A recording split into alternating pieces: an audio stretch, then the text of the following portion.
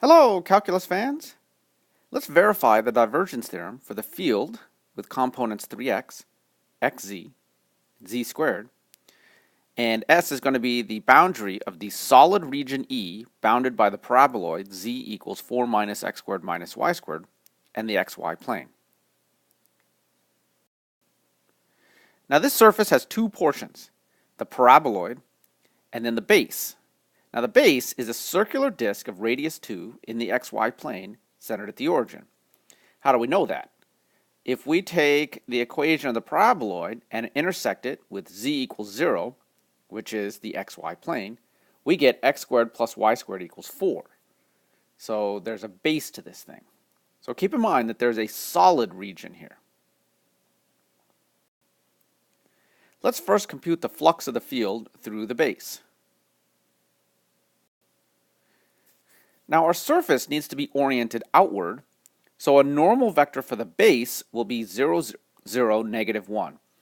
You have to point away from the solid, and so on the base, in order to point away from the solid, you have to point in the negative z direction. Also in the base, z equals 0, so the field will be 3x, 0, 0. Now we can observe that the field is orthogonal to the normal vector along the base. Go back to the previous slide and see that 0, 0, negative 1 is orthogonal to 3x, 0, 0. So that means the flux of the field to the base is 0. The field is orthogonal to that surface at every point. And that means the flux is 0. Now let's compute the flux through the paraboloid portion of the surface. We're going to use this formula, and d is going to be the projection of the paraboloid into the xy plane. Again, that's the disk of radius 2 centered at the origin. And we're also going to use g of xy equals 4 minus x squared minus y squared, and so we have dg dx equals negative 2x and dg dy equals negative 2y. And then we'll use p equals 3x, q equals xz, and r equals z squared. That's the components of the field. All right, let's plug everything in. All right, so first step, we'll use that computational formula to get this integral for the flux of the field through the paraboloid. All the z's can be converted into 4 minus x squared minus y squared because we're on the surface. And if we clean it up, we get an expression that looks like this. And at this point, we're going to convert everything into polar coordinates. And we get this integral. So since it's a disk of radius 2 centered at the origin, we integrate from 0 to 2 pi for theta, 0 to 2 for r. And then all the x's and y's get converted into r's and thetas.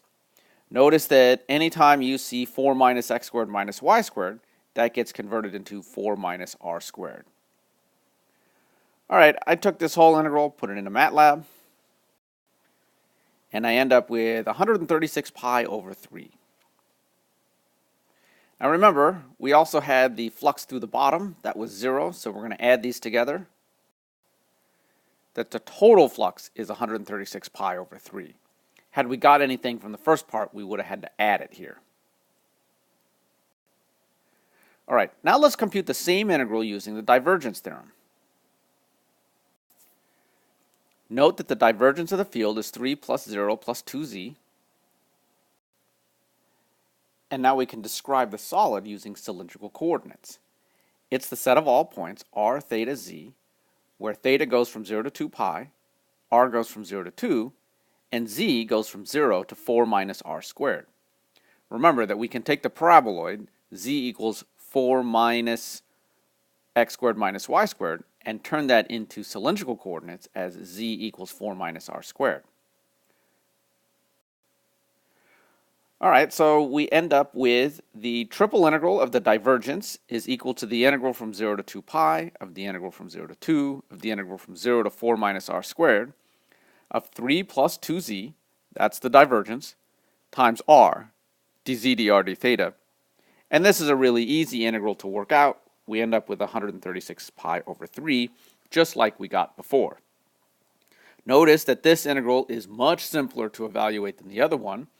I don't even really need anything fancy like MATLAB to be able to evaluate this integral. Okay, that's all for now.